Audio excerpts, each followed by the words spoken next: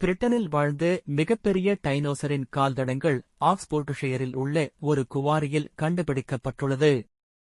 166 million ஆண்டுகளுக்கு முன்பு வாழ்ந்த டைனோசரின் சுமார் 200 பெரிய கால் தடங்கள் அங்கிருந்த சுண்ணாம்புக் கற்கள் மீது பதிந்துள்ளன. நீண்ட கழுத்து கொண்ட டைனோசர் வகையான செட்டியோசரஸ் மற்றும் சிறிய இறைச்சி உண்ணும் டைனோசர் வகையான மெகலோசரஸ் போன்ற இரண்டு வெவ்வேறு வகையான டைனோசர்களின் தோற்றம் மற்றும் வளர்ச்சி பற்றிய தகவல்களை இந்த கால்தடங்கள் தெரிவிக்கின்றன. இந்த கால்தடங்களின் பாதைகள் 15.0 மீ நீளம் கொண்டவை. ஆனால் இந்த குவாரியின் ஒரு பகுதி மட்டுமே தற்போது ஆய்வு செய்யப்பட்டுள்ளதால் இன்னும் நீளமான கால்தடங்கள் கண்டுபிடிக்கப்படலாம். இந்த கால்தடங்களின் அளவின் அடிப்படையில் நான் பார்த்த மிகவும் சுவாரஸ்யமான தடயங்களில் இதுவும் ஒன்று என்று பர்மிங்காம் பல்கலைக்கழகத்தின் நுண்ணுயிர் புதைப்படிவவியல் நிபுணர் பேராசிரியர் எட்கர் கூறினார்.